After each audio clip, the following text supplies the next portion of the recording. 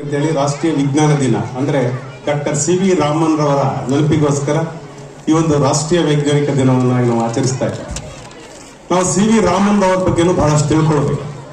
ಒಬ್ಬ ಶ್ರೇಷ್ಠ ವಿಜ್ಞಾನಿಯಾಗಿ ಪ್ರಪಂಚಕ್ಕೆ ವಿಕಿರಣದ ಹಿನ್ನೆಲೆಯನ್ನು ತಿಳಿಸ್ಕೊಂಡಂತ ಒಬ್ಬ ವ್ಯಕ್ತಿ. ಅವ್ರಿಗೆ ಹೇಗೆ ಅವರ ಕರ್ತವ್ಯದಲ್ಲಿ ನಿಷ್ಠೆನಲ್ಲಿದ್ರು ಅಥವಾ ಏನಾದ್ರೂ ತಯಾರಿ ಹೇಗಿರ್ತಿತ್ತು ಅನ್ನೋದ್ರ ಬಗ್ಗೆ ನಾವು ಸ್ವಲ್ಪ ತಿಳ್ಕೊಳ್ಬೇಕು. ಯಾಕೆಂತ ಹೇಳಿದ್ರೆ ನಾವು ನೋಡ್ತೀವಿ, ಟೀಚರ್ಸ್ ಪಾಠ ಮಾಡಬೇಕು ಅಂತ ಹೇಳಿದ್ರೆ ಸಂಜೆ 5 ಗಂಟೆ ಸ್ಕೂಲ್ ಬಿಟ್ಟ ತಕ್ಷಣ NGO ತೋಟಗಳಿಗೋ ಹೊಲಗಳಿಗೋ ಹೋಗ್ತಾರೆ ನೀರು ಕಟ್ಟಬೇಕು ಅಂತ ಹೇಳಿ. ಬೆಳಿಗ್ಗೆ ಮತ್ತೆ ಹೋಗಿ ಬೆಳಿಗ್ಗೆ 9 ಗಂಟೆಗೆ ಮನೆಗೆ ಬಂದವರು ತಿಂಡಿ ತಿಂದು ಅರ್ಜೆಂಟಾಗಿ ಸ್ಕೂಲಿಗೆ ಬಂದು ಅಲ್ಲಿ ಪುಸ್ತಕ ಓಪನ್ ಮಾಡ್ತಾರೆ. ಆದ್ರೆ ಈ ಹಿಂದೆ ಇದ್ದಂತ ಪದ್ಧತಿ ಹೇಗಿತ್ತು ಅಂತ ಹೇಳಿದ್ರೆ, ಶಿಕ್ಷಕರು ಪಾಠ ಮಾಡಿದ ನಂತರ ಈ ದಿವಸ ಏನ್ ಮಾಡಿದೆ, ಅದರ ಹೋಮ್ವರ್ಕ್ ಏನಿತ್ತು ಅಂತೇಳಿ ಮನೆಗೆ ಬಂದು ಅಧ್ಯಯನ ಮಾಡ್ತಾ ಇದ್ರು. ಮತ್ತೆ ಬೆಳಿಗ್ಗೆ ಪಾಠಕ್ಕೆ ಹೋಗೋದಕ್ಕಿಂತ ಮುಂಚೆ ನಾನು ಇವತ್ತು ಏನ್ ಮಾಡ್ಬೇಕು ಅನ್ನೋದನ್ನ ಅವರ ನೋಟ್ಸ್ ಅನ್ನು ಗುರ್ತಾಕೊಂಡು ಹೋಗಿ ಪಾಠ ಮಾಡ್ತಿದ್ರು. ಆ ಪದ್ಧತಿ ಇವತ್ತಿಲ್ಲ. ಸ್ಕೂಲಿಗೆ ಬಂದಾಗಲೇ ಪುಸ್ತಕ ಬಿಚ್ಚುತ್ತಾರೆ, ಸ್ಕೂಲ್ ಮುಗಿದ ತಕ್ಷಣ ಅವ್ರ ಬುಕ್ ಅಲ್ಲೇ ಎಸ್ದು ಹೋಗ್ತಾರೆ. ಆದ್ರೆ ಸಿ.ವಿ. ರಾಮನ್ ರವರು ಒಂದ್ಸಾರಿ ಅವರೊಂದು ವೈಜ್ಞಾನಿಕ ಸಮ್ಮೇಳನಕ್ಕೆ ಹೋಗ್ಬೇಕಾಗಿರುತ್ತೆ. ಆ ವಿಕಿರಣ ವ್ಯವಸ್ಥೆ ಬಗ್ಗೆ ಅವ್ರು ಎಕ್ಸ್ಪ್ಲೇನ್ ಮಾಡ್ಬೇಕು ಅಂತೇಳಿ ಆಹ್ವಾನ ಇರುತ್ತೆ, ಅದು ಹೊರಟಿರ್ತಾರೆ. ಹಿಂದಿನ ದಿವಸ ರಾತ್ರಿ ಅವ್ರು ಕಾರ್ನಲ್ಲಿ ಹೋಗ್ತಾ ಇರ್ತಾರೆ, ಕಬ್ಬನ್ ಪಾರ್ಕ್ ಒಳಗಡೆ ಹೋಗ್ತಾ ಇರ್ಬೇಕಾದ್ರೆ ಮಳೆ ಬಂದಿರುತ್ತೆ ಆಗ್ತಾನೆ. ಸ್ವಲ್ಪ ದೂರ ಹೋದ ತಕ್ಷಣ ಮಳೆ ಬಂದಾಗ ಅಲ್ಲಿ ಡ್ರೈವರ್ಗೆ ಕಾರ್ ನಿಲ್ಸು ಅಂತ ಹೇಳಿ ಇಳಿತಾರೆ. ಅವ್ನಿಗೆ ಆಶ್ಚರ್ಯ, ಮಳೆ ಬರ್ತಾ ಇದೆ ಯಾಕೆ ಇಳಿತಾರೆ ಅಂತ. ಆಗ ಅವರು, ನಾವು ನೋಡಿದೀವಿ ಮೊದಲನೇ ಬಾರಿ ಮಳೆ ಬಿದ್ದಾಗ ಭೂಮಿಯಿಂದ ಏನ್ ಬರುತ್ತೆ,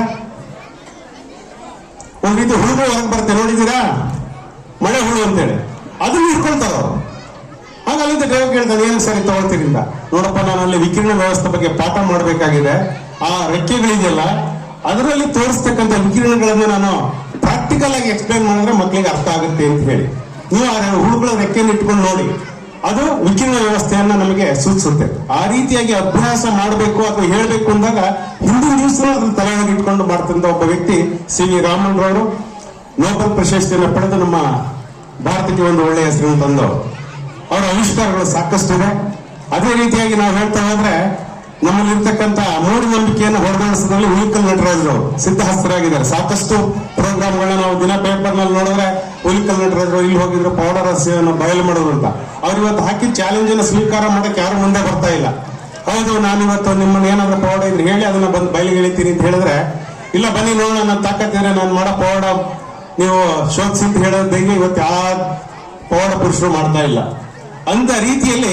ಯಾಕೆಂದ್ರೆ ಅವ್ರು ಯಾವತ್ತೂ ಕೂಡ ಅದೇ ಚಿಂತನೆಯನ್ನು ಮಾಡ್ತಾ ಇರ್ತಾರೆ, ಯಾವ ಪೌಡ ಏನಿದೆ, ಅದರ ಹಿನ್ನೆಲೆ ಏನು, ಕೆಲವು ವಸ್ತುಗಳು ಏನಾದ್ರು ರಾಸಾಯನಿಕ ವಿಕ್ರಿಯೆಯಿಂದ ಆಗ್ತಕ್ಕಂಥ ಬದಲಾವಣೆಯನ್ನೇ ಪೌಡ ನಂಬತಕ್ಕಂಥ ಸ್ಥಿತಿನಲ್ಲಿ ಇವತ್ತು ಬಹಳಷ್ಟು ಜನ ಇದ್ದಾರೆ.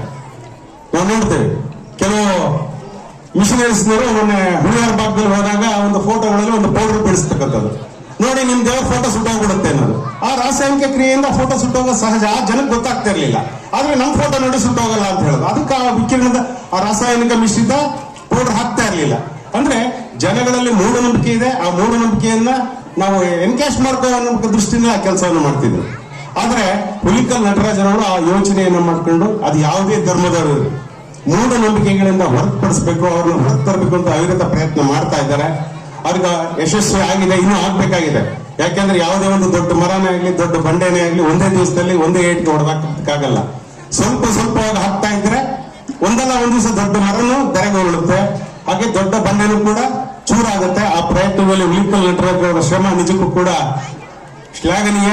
ಅವ್ರಿಗೆ ಇನ್ನೂ ಹೆಚ್ಚಿನ ಶಕ್ತಿಯನ್ನು ಕೊಟ್ಟು ಜನರಲ್ಲಿ ಇರ್ತಕ್ಕಂಥ ಮೂಢನಂಬಿಕೆಯನ್ನ ಹೊಡೆದೋಡಿಸ್ತಕ್ಕಂಥ ಶಕ್ತಿಯನ್ನ ಅವ್ರಿಗೆ ಬರ್ಲಿ ಅಂತ ಹೇಳಿ ಕೇಳ್ಕೊಳ್ತಾ, ನಾವು ವೈಜ್ಞಾನಿಕವಾಗಿ ಎಷ್ಟೇ ಮುಂದುವರೆದಿದ್ರು ಕೂಡ ಇನ್ನೂ ಕೂಡ ಆ ಮೂಢನಂಬಿಕೆಯಿಂದ ಹೊರಗೆ ಬಂದಿಲ್ಲ. ಇವತ್ತು ಭಾರತ ಯಾವ ಸ್ಥಾನದಲ್ಲಿದೆ ಅಂತ ಹೇಳಿದ್ರೆ, ಚಂದ್ರನ ಮೇಲೆ ನಾವು ಯಶಸ್ವಿಯಾಗಿ ಲ್ಯಾಂಡಿಂಗ್ ಆಗೋಯ್ತು ಒಂದು ಉಪಗ್ರಹವನ್ನ ಕಳೆದ ವರ್ಷ. ಈ ವರ್ಷ ಇವತ್ತು ತಾನೇ ಒಂದು ಸುದ್ದಿ ಅನ್ನೋದು 4 ಜನ ಗಗನಯಾತ್ರಿಗಳು ಹೋಗ್ತಾ ಇದ್ದಾರೆ. ಅವರ 4 ಜನ ಹೆಸರುಗಳನ್ನು ಕೂಡ ಇವತ್ತು ನಾವು ಪತ್ರಿಕೆಗಳಲ್ಲಿ ನೋಡಿದೀವಿ. ಅಂದ್ರೆ ವೈಜ್ಞಾನಿಕವಾಗಿ ನಾವು ಇವತ್ತು ಮುಂದುವರೆದಿದ್ದೀವಿ, ಅಂತರಿಕ್ಷಕ್ಕೆ ಹೋಗಿದ್ದೀವಿ. ಆದ್ರೆ ನಮ್ಮಲ್ಲಿ ಇರ್ತಕ್ಕಂಥ ಅಂತರ ಇವತ್ತು ಹೆಚ್ಚಾಗ್ತಾ ಇದೆ. ಯಾಕೆಂತ ಹೇಳಿದ್ರೆ ಪಕ್ಕದ ಮನೆಯವರೇ ನಾವು ಹೆಚ್ಚಿಗೆ ಮಾತಾಡ್ಸೋದಿಲ್ಲ. ಮೊಬೈಲ್ ಗೀಳಿಗೆ ಬಿದ್ಬಿಟ್ಟು ನಾವು ಮೊಬೈಲ್ ಅಲ್ಲಿ ಇರ್ತೀವಿ, ಪಕ್ಕದ ಮನೆಯವರೇ ದೂರ ಆಗಿದ್ದಾರೆ. ಅಂತರಿಕ್ಷಕ್ಕೆ ಹೋದ್ರೂ ಕೂಡ ನಮ್ಮಲ್ಲಿ ಇನ್ನ ಜಾತಿಯ ಅಂತರ ಅಥವಾ ನಮ್ಮಲ್ಲಿ ಇರ್ತಕ್ಕಂಥ ಅಂತರಗಳು ಇನ್ನೂ ಜಾಸ್ತಿ ಆಗ್ತಾ ಹೋಗ್ತಾ ಇದೆ. ಆ ಅಂತರವನ್ನು ಕಡಿಮೆ ಮಾಡೋ ನಿಟ್ಟಿನಲ್ಲಿ ನಾವು ಪ್ರಯತ್ನ ಮಾಡಬೇಕು ಅಂತ ಕೇಳ್ಕೊಳ್ತಾ, ಹಾಗೆ ಡಾಕ್ಟರ್ ಶ್ರೀಧರ್ ಅವ್ರ ಬಗ್ಗೆ ನಾವು ಹೇಳೋದೇನು ಬೇಡ, ಎಲ್ಲಾ ಜನಗಳಿಗೂ ಗೊತ್ತು. ನಾವೇನಾದ್ರೆ ಸ್ವಲ್ಪ ಕಾಯಿಲೆ ದೊಡ್ಡದಿದೆ ಏನಾಗಿದೆ ಅಂತ ಹೇಳಿದ್ರೆ, ಸರ್ ಕುಮಾರ್ ಆಸ್ಪತ್ರೆ ಕಳಿಸ್ಬಿಡಿ ಸರ್, ಬಹಳ ಚೀಪ್ ಆಗಿ ಒಳ್ಳೆ ಟ್ರೀಟ್ಮೆಂಟ್ ಕೊಡ್ತಾರೆ ಅಂತ ಹೇಳಿ. ನಾವು ಸಾಕಷ್ಟು ಜನಕ್ಕೆ ಏನಾದ್ರು ಬೇಕಾದಾಗ ಅಲ್ಲಿ ಬಂದ್ ಹೇಳ್ತಾರೆ, ಸರ್ ಕುಮಾರ್ ಆಸ್ಪತ್ರೆ ಡಾಕ್ಟರ್ ಒಂದ್ಸರಿ ಒಂದು ಫೋನ್ ಮಾಡಿ ಹೇಳ್ಬಿಡಿ ಸರ್ ಅಂತ, ಫೀಸ್ ಕಡಿಮೆ ಅವ್ರು ಮಾಡಿರೋದೇ ಕಡಿಮೆ, ಮತ್ತೂ ಕಡಿಮೆ ಮಾಡ್ಬೇಕು ಅಂತ ಹೇಳಿ ನಾನು ಒಂದು 3-4 ಸರಿ ಅವ್ರಿಗೆ ಫೋನ್ ಮಾಡಿದ್ದೀನಿ. ಪಾಪ ಅವರು ಅದಕ್ಕೆ ಸಕಾರಾತ್ಮಕ ಸ್ಪಂದಿಸಿ ಒಳ್ಳೆ ಟ್ರೀಟ್ಮೆಂಟ್ ಕೊಟ್ಟು ಅವರಿಂದ ಯಾವುದೇ ಚಿಕಿತ್ಸಾ ವೆಚ್ಚವನ್ನು ಕೂಡ ತಗೊಳ್ಳದೆ ಕಳಿಸಿದ್ದಾರೆ. ಅವರ ಸೇವೆಯನ್ನು ಕೂಡ ಸಾಮಾಜಿಕವಾಗಿ ಬಹಳಷ್ಟು ಅನುಕೂಲ ಮಾಡ್ತಕ್ಕಂಥ ಕಾರ್ಯವನ್ನು ಈ ಭಾಗದ ಎಲ್ಲಾ ಜನ, ಅವರೇನೋ ಯಾವುದೋ ಒಂದು ಉದ್ದೇಶದಿಂದ ಈ ಭಾಗದವರು ಆ ಭಾಗದವರು ಅಂತಿಲ್ಲ, ಯಾವ ಭಾಗದಿಂದ ಹೋದ್ರೂ ಕೂಡ ಬಡವರಿಗೆ ಒಂದು ಒಳ್ಳೆಯ ಗುಣಾತ್ಮಕವಾದ ಚಿಕಿತ್ಸೆಯನ್ನು ಕೊಡ್ತಾ ಇದ್ದಾರೆ. ಅವರ ಚಿಕಿತ್ಸೆ ಮಾಡ್ತಕ್ಕಂಥ ಈ ಕ್ರಮ ಇನ್ನೂ ಅವರ ಸೇವೆಯನ್ನ ನಮ್ಮ ಭಾಗದ ಜನಕ್ಕೆ ಮುಡುಪಾಗಿಟ್ಟಿರ್ತಾರೆ. ಅವ್ರಿಗೆ ಆ ಶಕ್ತಿಯನ್ನು ಕೊಡ್ಲಿ ಅಂತ ಕೇಳ್ಕೊಳ್ತಾ, ಈ ವೈಜ್ಞಾನಿಕ ದಿನದಿಂದ ನಾವು ದೇವರ ಮೇಲೆ ನಮಗೆ ನಂಬಿಕೆ ಇರಬೇಕು. ದೇವರಿಲ್ಲ ಅಂತ ಹೇಳೋದಲ್ಲ, ಆದ್ರೆ ಮೂಢನಂಬಿಕೆಗೆ ಹೋಗ್ಬಾರ್ದು. ದೇವರ ಮೇಲೆ ನಮಗೆ ಭಕ್ತಿ ಇರಬೇಕು, ಭಯ ಬೇಡ. ದೇವರಂತ ಹೇಳಿದ್ರೆ ನಾವು ಭಕ್ತಿಯಿಂದ ಆರಾಧಿಸಬೇಕು, ಭಯದಿಂದ ಆರಾಧಿಸ್ತಕ್ಕಂಥದ್ದು ಯಾವತ್ತೂ ಕೂಡ ಅಲ್ಲ. ಅದನ್ನ ಈ ಮಕ್ಕಳಲ್ಲಿ ಇಲ್ಲಿರ್ತಕ್ಕಂಥ ಶಿಕ್ಷಕರು ಬಹಳ ಜನ ಇದ್ದೀರಿ ಅನ್ಸುತ್ತೆ, ಮಕ್ಕಳಲ್ಲಿ ವೈಜ್ಞಾನಿಕ ವಿಚಾರಗಳನ್ನ ಅವರಲ್ಲಿ ತುಂಬಿದ್ರೆ, ಅವರು ಆ ಒಂದು ಮಾರ್ಗದಲ್ಲಿ ಮುನ್ನಡೆದ್ರೆ ದೇಶಕ್ಕೆ ಇನ್ನೂ ಕೂಡ ಸದೃಢವಾದ ಭವಿಷ್ಯ ಇರುತ್ತೆ. ನಮ್ಮ ದೇಶ ವಿಶ್ವಗುರು ಆಗೋ ನಿಟ್ಟಿನಲ್ಲಿ ಇವತ್ತೇನಾಗ್ತಾ ಇದೆ, ಅದಕ್ಕೆ ತಮ್ಮೆಲ್ಲರ ಕಾಳಜಿಗಳು ಬೇಕು ಅಂತ ಕೇಳ್ತಾ ನಾನು ಇಲ್ಲಿ ಕಾರ್ಯಕ್ರಮಕ್ಕೆ ಬರಕ್ಕೆ ತಡ ಇದ್ದ ಕಾರಣ DT ಶ್ರೀನಿವಾಸ್ ನಮ್ಮ MLC ಅಭ್ಯರ್ಥಿಗಳು ಬಂದು ನಮ್ಮ ಜೊತೆ ಇದ್ರು. ಅವರನ್ನ ನಾವು ಕರೆದು ಅವ್ರನ್ನ ಅಲ್ಲಿಂದಲೇ ಕಳಿಸ್ಕೊಟ್ಟಿಲ್ಲ, ನಾನು ಈ ಕಾರ್ಯಕ್ರಮಕ್ಕೆ ಹೋಗ್ಬೇಕಾಗಿದೆ ಅಂತ, ಮತ್ತೀಗ ಅವ್ರ ಜೊತೆ ನಾವು ಸೇರ್ಬೇಕಾಗಿದೆ. ಅದನ್ನ ತಡವಾಗಿ ತಾವೆಲ್ಲರೂ ಕ್ಷಮಿಸಬೇಕು ಅಂತ ಕೇಳಿ ನಾನು ಮಾತು ಮುಗಿಸ್ತೇನೆ. ನಮಸ್ಕಾರ.